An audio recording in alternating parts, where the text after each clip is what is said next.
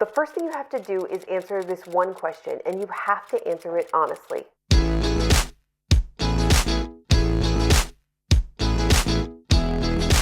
Writing a book for the first time is really exciting, it's really fun, and it's really freaking hard. All authors, no matter how many books they've written, eventually hit a point in a first draft where they just feel stuck. If that's where you are right now, you're not alone. This week's Writing Workshop Wednesday is part 1 of a 3-part series just for you first-time novelists, and it's all about breaking through writer's block and getting you to the end of your draft. Today we're talking about what to do if you're at a scene in your draft that you just can't finish. First, the good news. This is a micro problem. If you've outlined your book and your premise is solid, then you know what has to happen in every scene. But something about this particular scene is tripping you up. The first thing you have to do is answer this one question, and you have to answer it honestly. Is this scene actually necessary? By necessary, I mean, does it move your plot forward? If not, why is it there? And if your answer is because it's funny or because it's scary, that doesn't count. Remember your 1-sentence summary from this video? Go back to that and remind yourself of what is at the core of your story. What is the point of your protagonist's journey?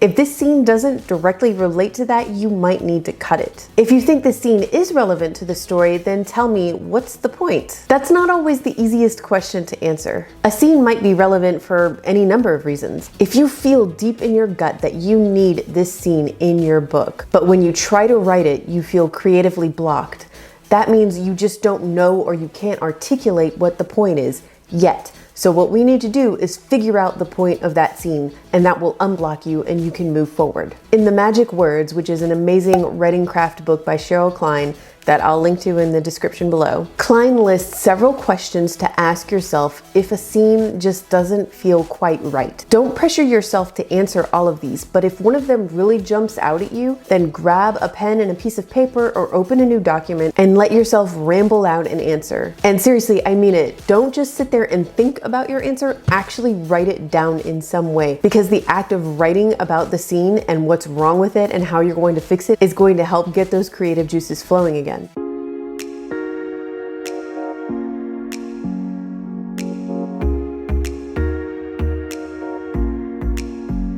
Okay, first question. What changes in this scene? It might be a really small change, it might be a huge change, but something's gotta change. And that change is what pushes your plot forward. Question 2. What do we learn about your characters in this scene, and how do they change? What's the emotional point of this scene? Maybe you know how it affects the plot, but you haven't figured out how it affects your characters, and that's what's getting you stuck. So ask yourself, what emotions were your characters feeling when this scene started, and how do you want them to feel when it finishes? Question 3.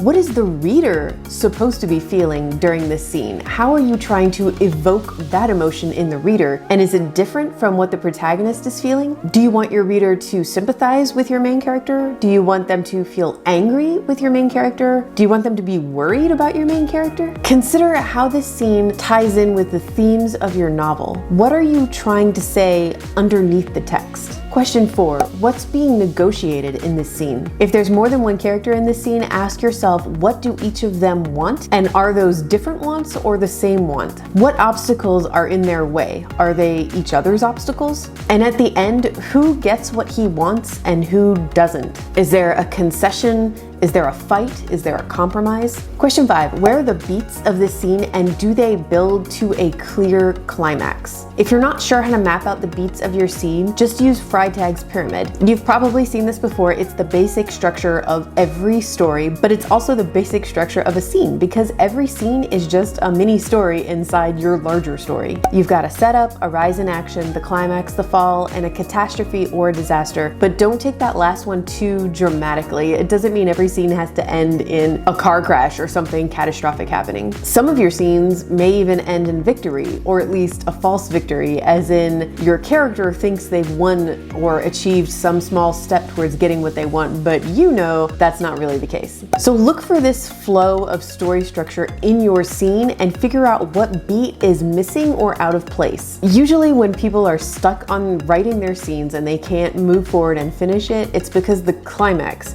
is missing or it's too early in the story.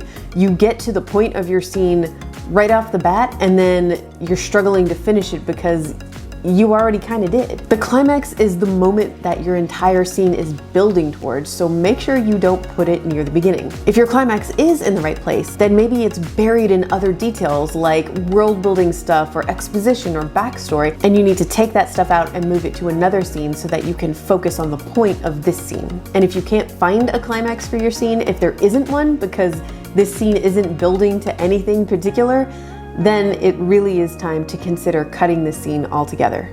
Question 6, is the balance of the 4 types of narration appropriate to this particular scene? The 4 types of narration are internal, dialogue, action, and description. And of course, depending on what kind of scene you're writing, the balance between those 4 things is going to be totally different. Take 4 different colored highlighters and highlight every single sentence that you've written so far in this scene according to what type of narration it is, so that you can see the balance. If this is a sword fighting scene, then you should have much more action than the other 3 types of narration. If this is a scene where the protagonist is sneaking into a creepy old house in the dead of night, then you're going to want more internal narration and description so that the reader can really see the setting and process it through your protagonist's point of view. If you're trying to cram a ton of dialogue into your sword fighting scene, or packing too much action into this scene that's supposed to be quietly sneaking into a creepy old house, then the balance is off. And maybe that's what's tripping you up. Maybe that dialogue or that action that you're trying to force in there actually needs its own scene, and you need to take it out and focus on what's important for this scene.